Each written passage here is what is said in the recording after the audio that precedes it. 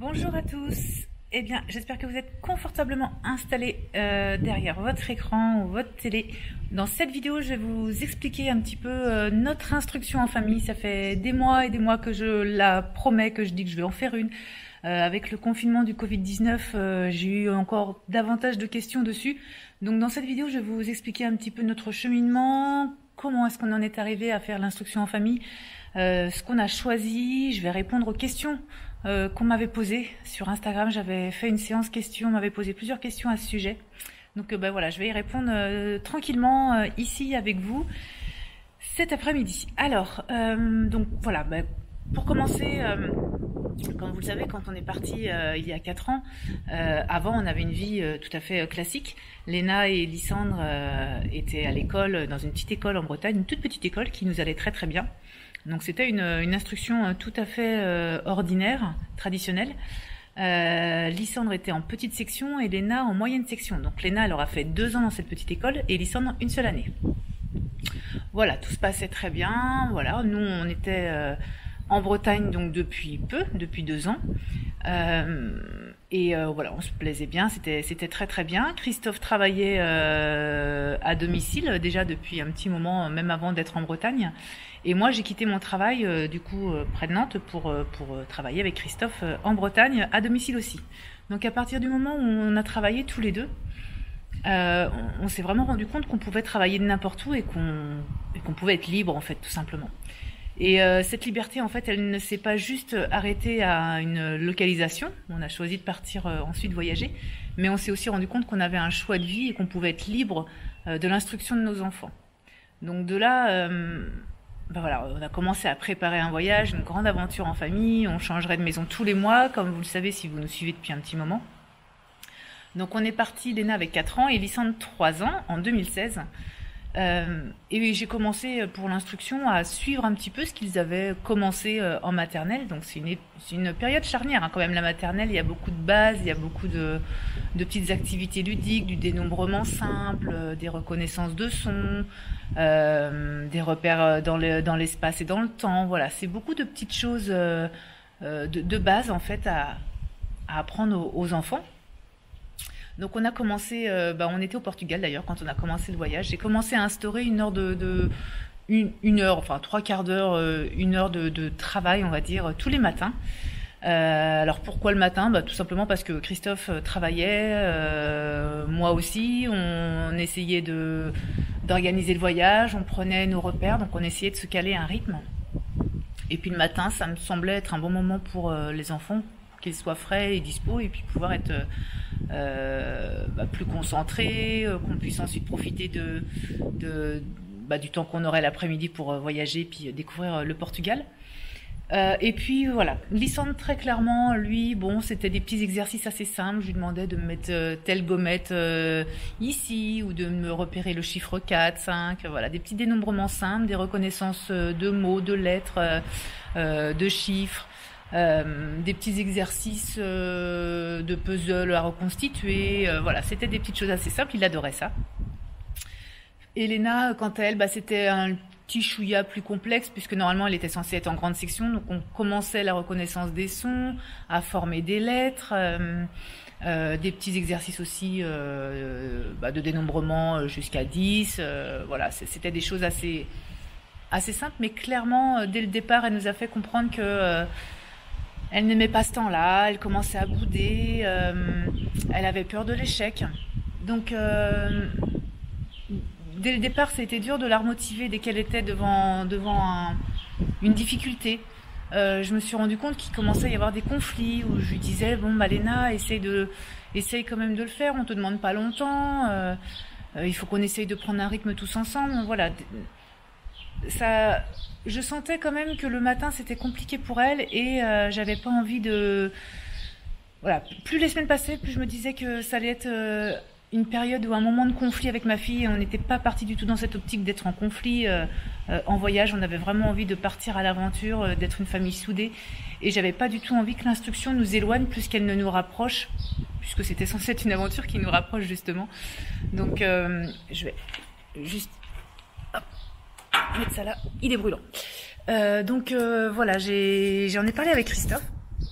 Et au bout de 2-3 mois de ce mode d'instruction, plutôt classique et en suivant du formel, j'ai commencé à me documenter pas mal sur les différentes manières de faire l'instruction en famille, comment procéder. J'ai commencé à m'intéresser à différentes méthodes, à Montessori, à Charlotte Mason, à Freinet, au unschooling, qu'est-ce que c'était.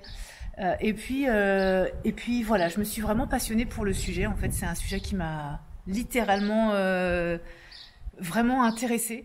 Et je me suis dit, le unschooling, c'est génial. Franchement, il y a cette liberté qu'on recherche. Il y a le fait que ça parte de l'envie de l'enfant, de les écouter, de les mettre acteurs de leur instruction et de leurs apprentissages. Et ça, j'ai vraiment adoré. Je me suis dit, allez, Christophe, je sais pas ce que t'en penses, mais on va essayer, on va voir où est-ce que ça va nous mener. Et puis il m'a dit, ok, soit, hein, tu fais comme tu veux, et puis on verra, on avisera au fur et à mesure. Donc voilà, le unschooling a démarré vraiment quand Léna avait 4 ans et Lysandre 3 ans. Et à partir de ce moment-là, on a vu une petite fille qui grandissait, mais beaucoup, beaucoup mieux, avec beaucoup plus de légèreté, sans conflit, sans contrainte. On n'était pas en train de la réveiller le matin pour lui dire, allez, il faut faire l'école ce matin. Il y avait plus de cette notion, il y avait plus du tout de notion de stress ou de réussite, puisqu'il y avait plus de choses écrites, entre guillemets, même si ça nous arrivait, et ça lui arrivait aussi de faire des petites choses écrites, mais en tout cas, ça partait d'elle. Je me suis rendu compte avec le temps que lorsque ça part de l'envie de l'enfant, tout simplement, ça prend un sens. Et le sens et la motivation qu'il y a derrière font qu'ils absorbent et qu'ils ancrent leurs apprentissages beaucoup plus facilement que si on leur dicte quoi apprendre, à quel moment, à quel âge. Voilà. Léna, par exemple, l'écriture, la lecture, c'est pas venu à un âge où normalement ils sont censés commencer en fin de grande section, début de CP. C'est venu un peu plus tard, mais voilà. En tout cas, nous, ce qu'on voyait, les petits exercices qu'on lui faisait, par exemple, j'allais acheter un t-shirt ou des tongs, je leur disais les enfants, Lysandre, toi tu dois me trouver tous les articles à 5 €, donc ils devaient repérer des chiffres 5, et tous ceux qui est, enfin voilà, 5. Et Léna, toi tu me repères tout ce qui est entre 5 et 10 €. Enfin voilà, on essayait toujours de mettre un petit peu d'apprentissage, de maths, ou du français. Quand on arrivait dans un restaurant, on lui disait qu'est-ce que c'est que cette lettre, et ce son, comment ça se dit. On essayait toujours de mettre quelques apprentissages dans nos sorties, dans les choses qu'on rencontrait, les animaux, le dehors, la faune, la flore, de leur ouvrir l'esprit et les yeux, et de faire en sorte qu'ils deviennent curieux. Et à partir de là, voilà, ça a vraiment, vraiment fonctionné pour Léna et Lysandre. Ils sont devenus curieux, ils posaient plein de questions, et finalement, ils ont commencé à gribouiller leurs prénoms, à commencer à écrire. Et puis après, une fois qu'ils ont commencé à réussir à écrire, c'était parti. Alors, entre-temps, moi, je suis rentrée, on est rentré combien de temps 5 mois en France, à la fin de ma grossesse pour Jonah, pour que je puisse accoucher en France. Et on avait scolarisé Léna et Lysandre dans une petite ville près de Nantes. Et autant que les copains, le côté social, ça leur a vraiment plu. Autant que Léna, le côté scolaire, les devoirs le soir, la mettait vraiment, vraiment... Je retrouvais ma Léna du début de voyage, en fait, puisqu'elle a vraiment détesté les devoirs le soir. Elle pleurait, elle se sentait nulle, elle disait qu'elle n'y arriverait pas. Voilà, je sentais cette pression sur elle, sur ses épaules, et qu'elle n'arrivait pas du tout à gérer. Ça la mettait dans une posture pas confortable du tout. Et ça nous a vraiment conforté à l'idée qu'on allait continuer à faire comme on avait commencé, et que le unschooling, c'était ce qui leur correspondait. Voilà, à partir du moment où ces 3 mois à l'école se sont terminés, pour elle, ça a été vraiment une délivrance, parce que voilà, ces devoirs le soir, ce temps passé à l'école sans pouvoir courir librement, sans pouvoir explorer, ça leur manquait. Enfin, Léna, clairement, elle me le disait, l'école c'est super pour les copines, mais c'était juste pour ça en fait. Et le reste du temps, elle essayait de faire plaisir à sa maîtresse, elle essayait d'avoir les résultats qu'on attendait d'elle. Mais je voyais bien que c'était pas pour elle. Lysandre, lui, ça a été plus la séparation qui a été dure pour lui, le fait de retourner à l'école, parce que on avait déjà vécu 2 années de voyage, et on était 2 années vraiment non-stop tous les 4. Donc là, le fait Le fait de se séparer de notre cocon familial, ça a été le plus dur en fait pour lui.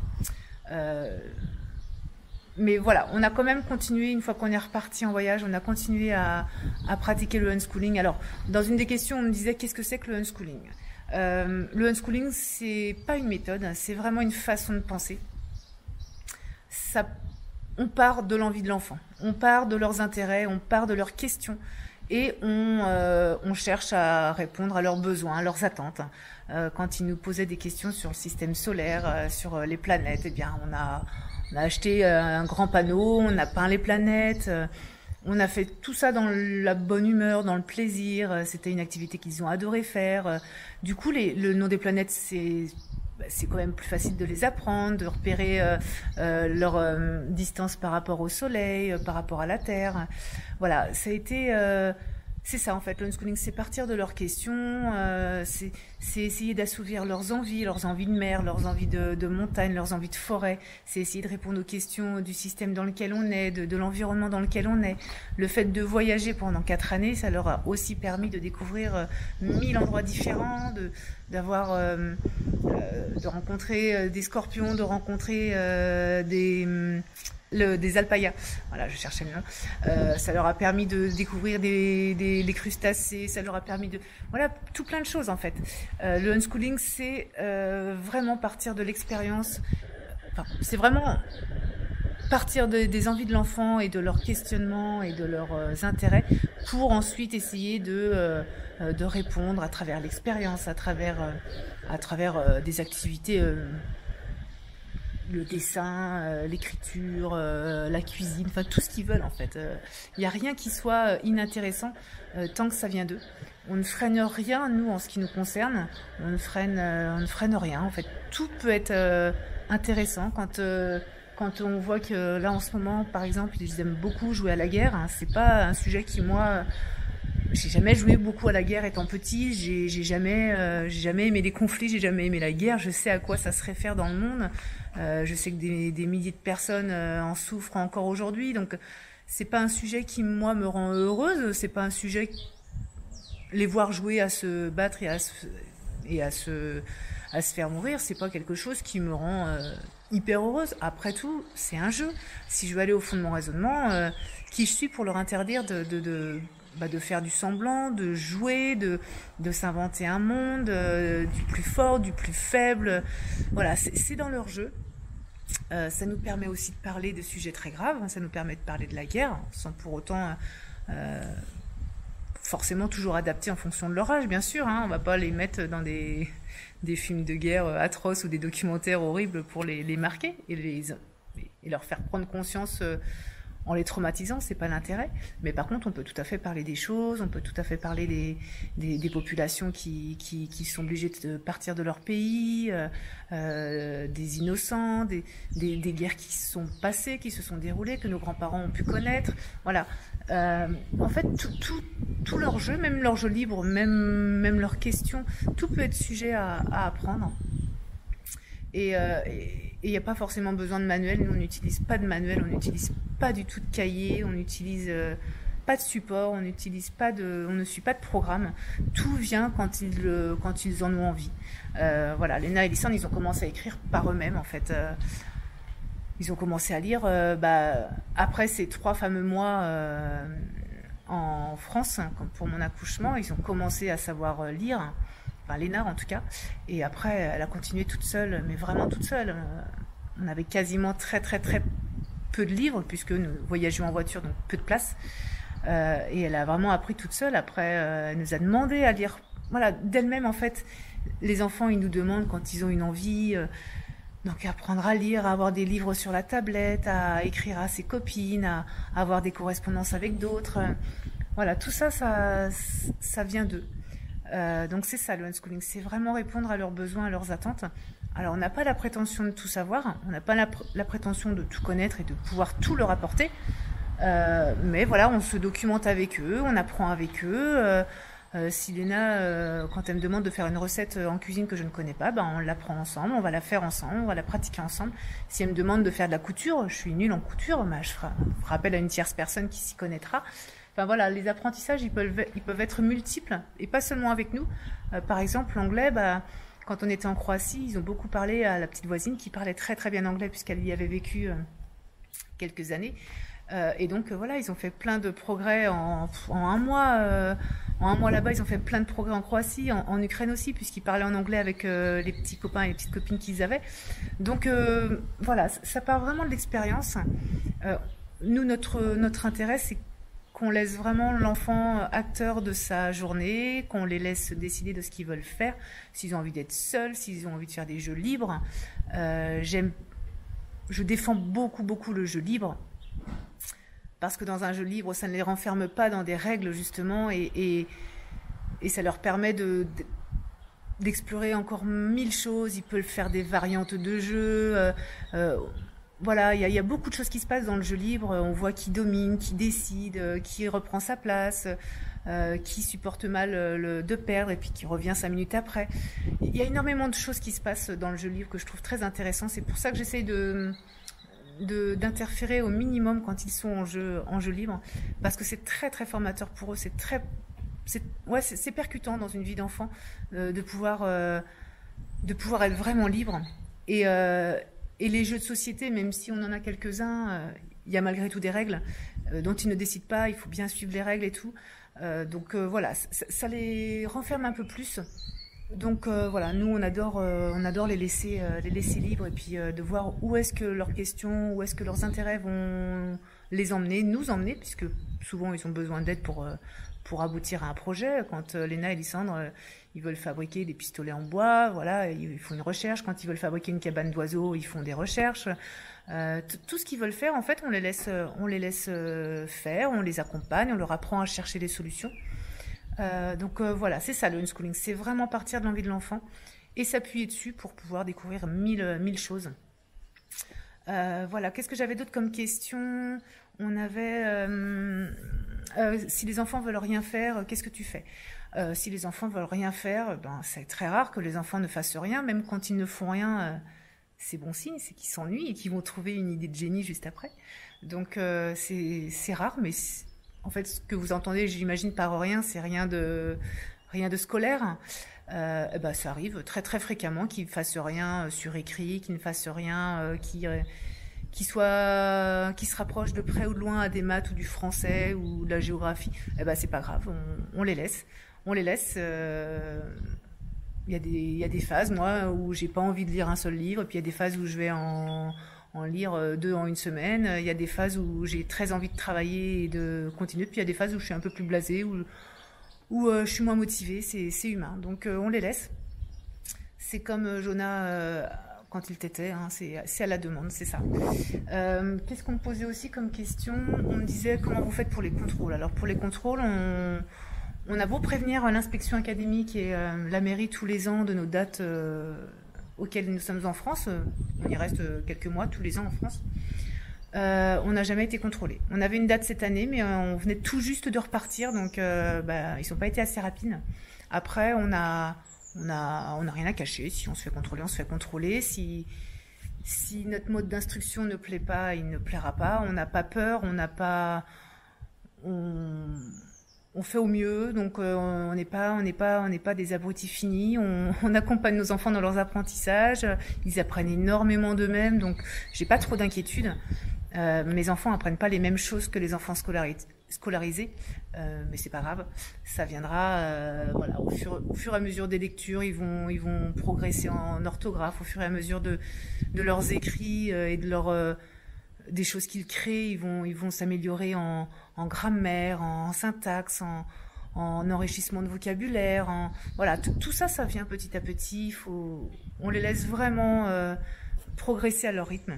Donc voilà, les contrôles, jamais pour le moment. Et si on en a, on vous dira comment ça s'est passé. Mais encore une fois, légalement, ils peuvent vous dire normalement, votre enfant, il est censé savoir ça. Normalement, ils doivent savoir lire à tel âge. Nous, ça nous passe un peu au-dessus. On considère qu'il n'y a pas d'âge pour savoir lire. Il y en a qui savent lire qu'à 9 ans, 8-9 ans, et c'est pas grave. Il y en a qui savent pas bien écrire, qui écrivent comme des petits cochons jusqu'à 10-12 ans, et c'est pas grave. C'est pas grave. Voilà. La plupart des choses que je reproche à l'école, c'est déjà les contraintes horaires, les contraintes de rester assis derrière une chaise, enfin derrière une table sur une chaise de longues heures, les empêcher de se mouvoir, enfin voilà, ça reste pour moi un manque de liberté. Et puis cette notion de pression que j'aime vraiment pas, cette pression qu'on met aux enfants aujourd'hui, je la trouve vraiment insupportable. Même si certains enfants sont très scolaires, demandez-vous pourquoi. Est-ce qu'ils sont très scolaires? Est-ce qu'ils veulent pas faire plaisir à leurs parents? Est-ce que ça part d'eux? Est-ce qu'ils aiment vraiment ça? Il y en a pour certains que ça va très très bien, hein. Il y a des enfants qui adorent aller à l'école, qui adorent apprendre, qui sont curieux, qui aiment bien le côté scolaire, ça les rassure, donc tant mieux. Mais ils sont pas tous comme ça, et je pense que Léna, ça ne lui correspondrait pas, puisqu'elle nous en dit, et quand on lui propose de retourner à l'école, si elle a envie, c'est un rejet total. Donc voilà, c'est ce que j'aime moins dans l'école. Et puis bien évidemment, ils choisissent rien, donc ce serait génial les écoles où ils choisissaient ce qu'ils avaient envie de faire. Si on leur laissait un peu plus le choix de leur matière, du choix de leurs exposés quand ils grandissent. Voilà, moi j'aime cette liberté qu'on peut leur offrir. On a cette chance de pouvoir leur offrir ça. Donc je trouve ça dommage en fait dans l'école classique qu'il n'y ait pas. Bon, il y en a, hein, parce que moi j'ai des amis profs qui font tout ce qu'ils peuvent pour que les enfants se sentent bien épanouis, pour qu'ils en fassent au maximum de choses qui leur correspondent. Donc non, il y a certains profs qui sont super. Après, ils sont pas tous super et c'est assez aléatoire en fait. Moi j'ai souvenir d'avoir été marquée par un prof de maths qui m'a complètement dégoûtée des maths. Je suis une quiche en maths à partir du fin de collège. Parce que j'ai un peu lâché en troisième, et après, après au collège, au lycée, on m'a perdu complètement là. Les maths, c'était pas du tout pour moi, et le prof que j'avais n'était pas du tout agréable et encourageant, et voilà. Donc pour moi, ça a été fini les maths à ce niveau-là. Donc voilà. Une autre question qu'on m'a posée. Qu'est-ce qu'il y avait? Ah oui, on me demandait si j'avais des supports pour le unschooling. Donc effectivement, je vous ai déjà répondu tout à l'heure, j'ai pas de support. En fait, ça m'intéresse pas d'avoir des supports, ça ne m'intéresse pas qu'il y ait des cahiers de remplis de choses qu'ils savent. Ça m'intéresse pas parce que pour qui, pourquoi, si ça vient pas d'eux, je n'en vois pas l'intérêt, à part pour rendre des comptes à quelqu'un à un moment. Mais sinon, je vois pas trop l'intérêt. Ça m'intéresse pas de leur faire 1000 activités pour que Jonah il sache bien mettre les gommettes au bon endroit, qu'il sache bien découper sur une ligne, pour que Lysandre il sache bien former ses lettres, pour qu'il sache faire des belles choses, des belles cartes postales, pour qu'il sache faire une belle œuvre d'art. En fait, je m'en fous. Encore une fois, j'ai pas d'attente de résultat. En fait, je pense que c'est plus mon ego que ça rassurerait de me dire, oh là, ils ont fait un truc super parce que je leur ai appris à faire un truc magnifique. Regardez comme c'est beau. Allez-y, les gens, applaudissez-moi. Ça m'intéresse absolument pas. Pour moi, ça vient pas d'eux. Donc, tant que ça vient pas d'eux, s'ils me demandent à faire un truc magnifique et tout, je les aiderai. Hein, mais autant que je le peux. Mais sinon, non. Sinon, on n'a pas de support. On remplit pas de cahiers. Ce qu'ils ont envie d'écrire sur un cahier, de ce qu'ils ont envie de garder sur des cahiers, ils le font. Il y a très peu de choses. Sinon, ils prennent un papier, ils vont dessiner, puis le soir même, ils le mettront à la poubelle. Ça, c'est tout à fait eux. Ils vont aller voir un serpent écrasé sur le bord de la route, et puis ils vont vouloir leur dessiner. Ils vont aller... Ils voient une mouche, ils veulent essayer de comprendre comment est-ce qu'elle est faite. Une abeille, l'autre jour on a découvert une abeille dans la cuisine morte. Lysandre il s'est penché dessus pour regarder si ça correspondait à la photo qu'il avait pris. Où étaient les yeux, combien ça a de pattes. Enfin voilà, c'est la curiosité de l'enfant. Elle est déjà, je pense, présente chez tous les enfants. Donc il suffit juste d'ouvrir un petit peu leurs yeux pour leur montrer qu'il y a 1000 possibilités. On cherche plutôt, nous, à leur faire découvrir leur potentiel, leurs compétences, leurs capacités, et à essayer de trouver leurs réponses eux-mêmes, plutôt que du savoir tout court. Qu'ils sachent... Il y a beaucoup de choses à l'école qu'on leur apprend, ou que moi-même j'ai appris, et qui m'ont servi à rien dans ma vie, quoi. Savoir les conjugaisons exactes et tout ça, ça m'a pas servi à grand-chose dans ma carrière, hein, j'avouerai. Par contre, effectivement... Il y a des bases qui sont indispensables. Ça fait partie de notre deal avec les enfants. Savoir bien lire, bien écrire, bien compter, ils le savent. On les incite régulièrement à lire, par contre. Mais c'est tout, en fait, c'est tout. Ils lisent ce qu'ils veulent, ils choisissent ce qu'ils veulent lire. Ça peut être des mangas, ça peut être des BD, pas de souci. Ça peut être des petits romans s'ils le veulent. Tout ça, ça vient au fur et à mesure de leurs intérêts. Donc voilà, on les laisse progresser comme ils l'entendent. Et on me disait aussi, on me demandait ce que je pensais si je faisais du Montessori, ce que j'en pensais.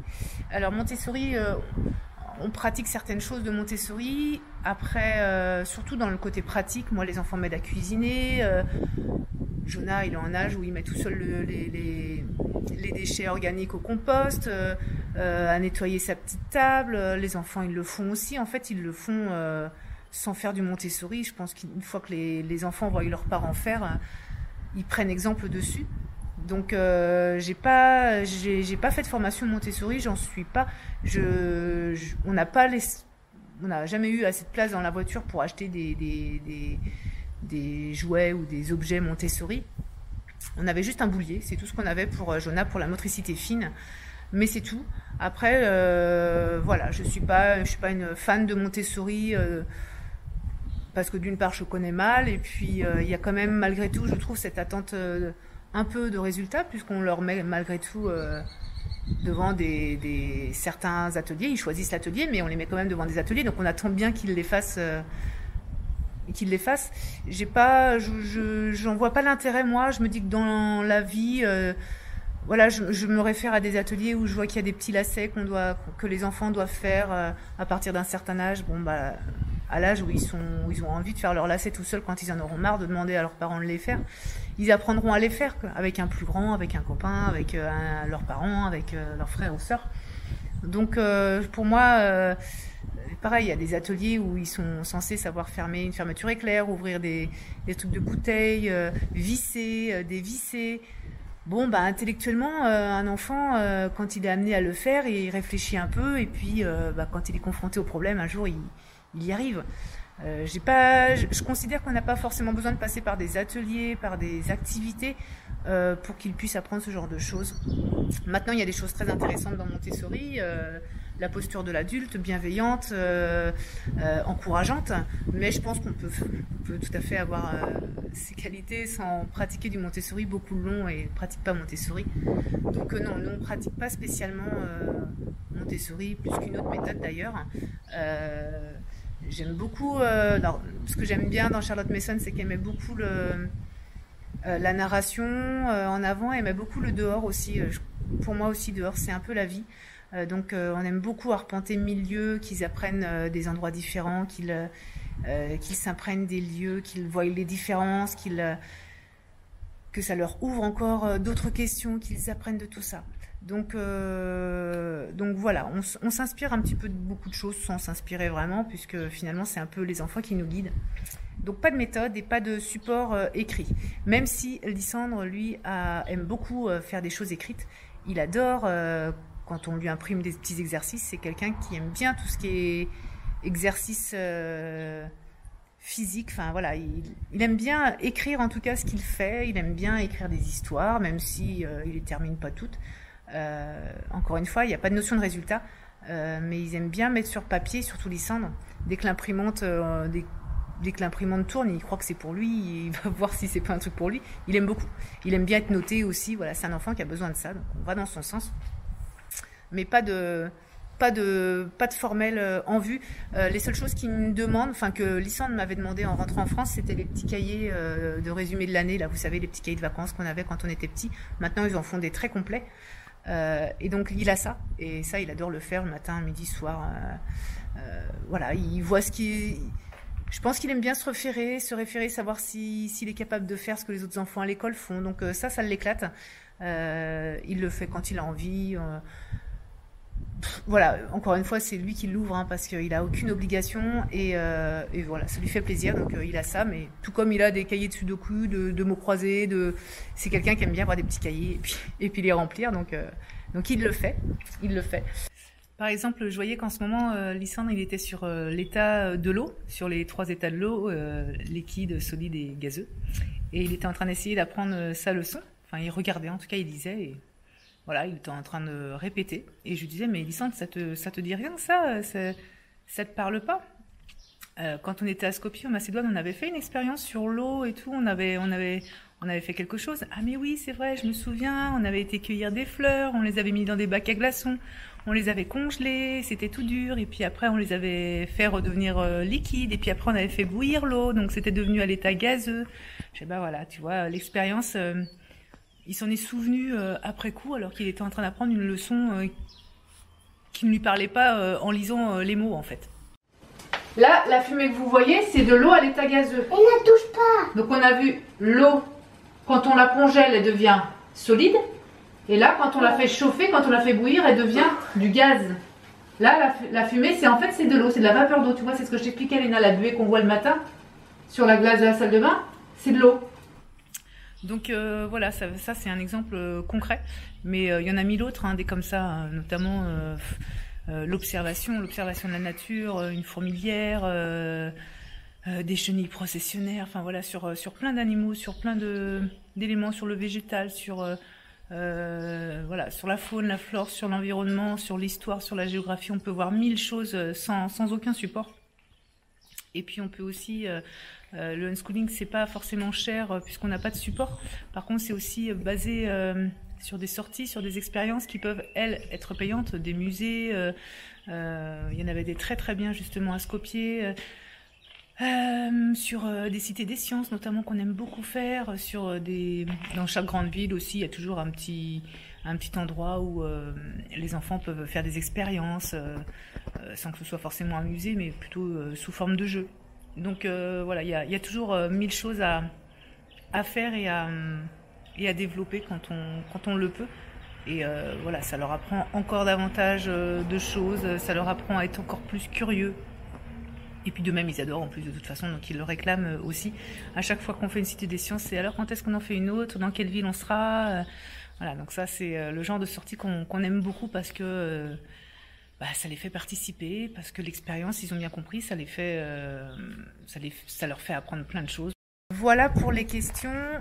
Donc voilà, notre approche c'est vraiment partir de leurs intérêts, les laisser libres au maximum, puisque dans le jeu libre je considère qu'ils apprennent tellement de choses, et les laisser nous guider dans leurs apprentissages, et voilà, il n'y a pas de pression de résultat, pas de contraintes, ils ont le droit de tout faire, ils ont même le droit de faire des jeux vidéo depuis un an.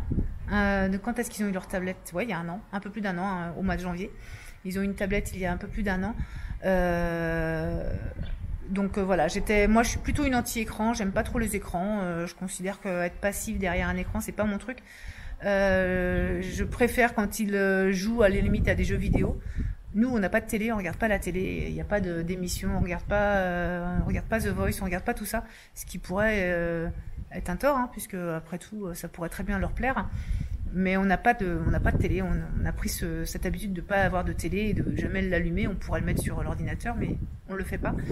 On préfère mettre la musique, et puis quand ils ont envie de regarder quelque chose, un truc sportif, on peut leur mettre un truc de sport qui passe. Ou Léna qui aime bien chanter ou danser, elle peut effectivement regarder des trucs sur YouTube de filles qui chantent ou qui dansent. Je pense à Angèle, je pense à toutes ces chanteuses-là qu'elle aime bien. Donc voilà, ils connaissent ce qu'ils ont envie de connaître en fait. La télé, on s'en sert comme documentaire, on s'en sert quand ils nous posent des questions. Par exemple, l'autre fois, Christophe et devant aux Arcs, on leur expliquait ce que c'était que de blanchir de l'argent. Enfin voilà, ça part tellement dans tous les sens. Toutes les questions peuvent être pertinentes, toutes les questions sont source d'apprentissage. Tous les supports aussi, donc il va regarder 5 minutes d'Ozark et puis il va essayer de comprendre. Voilà, on peut leur montrer des films qui sont censés être pour les plus grands, mais qui peuvent amener aussi des questions. Tant qu'on les accompagne, je pense qu'il n'y a pas trop de soucis. Bien évidemment, ça dépend des images, hein, et de leur âge. Mais pour Léna et Lysandre, ils ont peu de télé. Enfin, ils n'ont pas de télé, si ce n'est ce qu'on choisit et ce qu'ils choisissent. Donc voilà. C'est tout, je crois, sur les questions. Qu'est-ce qu'on me disait? Non, je pense que j'ai répondu à peu près à toutes les questions. Je suis désolée pour la longueur de cette vidéo, qui est un petit peu longue à digérer. Si vous avez d'autres questions, alors je vais vous montrer quand même juste après là. Je vais vous montrer malgré tout ce qu'ils font en ce moment, puisque nous tout part un peu en feuille volante à la poubelle ou chiffonnés au fond d'un sac parce qu'ils ont voulu le garder 3 mois, puis finalement ils le ressortent tout plié, tout chiffonné. Donc je vais vous montrer ce qu'ils font en termes de contenu, comment ça se passe, ce qu'ils peuvent regarder à la télé, ce qu'ils peuvent regarder, ce qu'ils peuvent faire. Voilà, ça part un petit peu dans tous les sens, mais bah, c'est comme ça que c'est. Hein. Le unschooling, ça part dans tous les sens. On peut très bien parler d'un animal marin et puis 5 minutes après de parler de drogue et de blanchiment d'argent. Donc voilà, mais c'est ça qui est intéressant en tout cas. Voilà, nos enfants par exemple, on leur parle beaucoup politique. Parce qu'ils s'y intéressent tout simplement, parce qu'ils veulent comprendre, qu'ils commandent, voilà pourquoi. Donc on parle politique alors que j'aurais jamais pensé parler politique à mes enfants à 7 ans et 8 ans. Mais voilà, on parle un petit peu de tout. Ils s'intéressent autant à dessiner qu'à écrire des histoires, qu'à cultiver leur jardin, qu'à faire de la pâtisserie, de la cuisine. Chanter, danser, enfin voilà, toutes les activités possibles et inimaginables. Quand ils nous demandent de faire du vélo, quand ils nous demandent d'aller voir la neige, quand ils nous demandent d'aller en bord de mer, on essaye vraiment de répondre au maximum à leurs attentes et à leurs besoins. Et là, notamment, ils nous avaient demandé d'avoir des copains et de faire partie de clubs de sport. Bon, malgré le confinement, on espère que ça ne va pas durer trop longtemps et qu'on pourra leur apporter aussi ce manque. Voilà, j'espère avoir répondu à toutes vos questions, et puis si vous en avez d'autres, bah, n'hésitez pas, je vous répondrai en commentaire. Allez, je vous dis à bientôt. Ciao. C'est une énigme. Il faut résoudre l'énigme.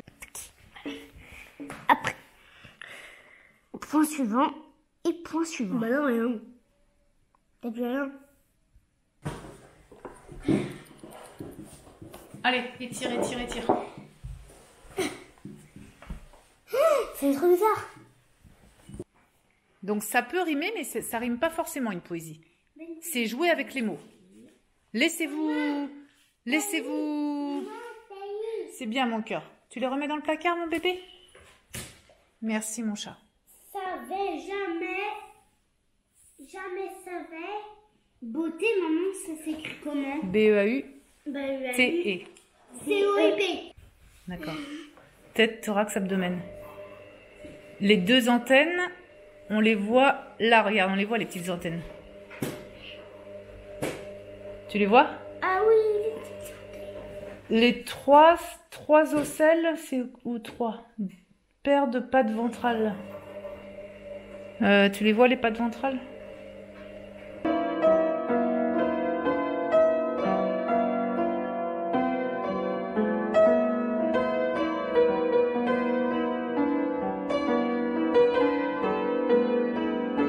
C'est une Non, tu veux pieuvre. faire comme ça? Pas une pieuvre, une méduse. Comme ça? C'est génial. Combien de personnes ont pu voir ça? Elle est pas dans l'eau, hein. La fille. Et vous allez dormir dans la voiture? Ouais. Vous n'avez pas peur qu'il fasse trop froid? Non. Ok. S'en fout, nous, on est des êtres humains qui sont beaux. Je vois pas le rapport. Qui sont beaux. Bon bah bonne aventure les gars. Bonne aventure, mon vieux. Attends. Et en plus vous avez de la chance, il fait super beau. Ouais, je suis super bon. Ça va être sympa. Ouais. Je m'en fous. Allez, encore.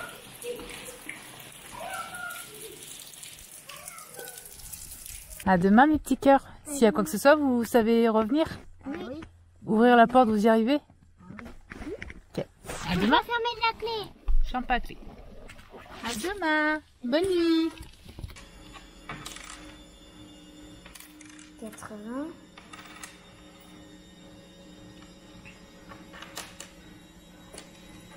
90. Super. 100. Ok, un autre euro ici. Très bien. Tu vois comment... Là, je pense que tu comprends déjà un peu mieux. Hein? T'as compris par rapport dans le magasin où t'étais complètement perdu, là, ça y est, t'as compris. 100 centimes, c'est 1 euro.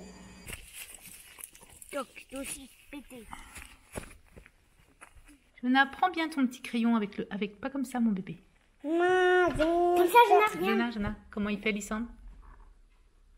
T'as vu comment il prend son crayon? Avec les petites pinces de crabe. Voilà, c'est mieux. Rapproche-le. C'est trop loin, là. C'est bien, mon doudou. C'est pas un artiste, ça? Si, non? Ça, c'est Lissandre qui a voulu faire de la symétrie. Ça, c'est encore toi, Molo? Ah non, c'est Léna, ça, qui a voulu faire? Ah oui, Léna. Là, ça, c'était pour m'expliquer un jeu, par exemple. Donc, il m'a fait un petit croquis.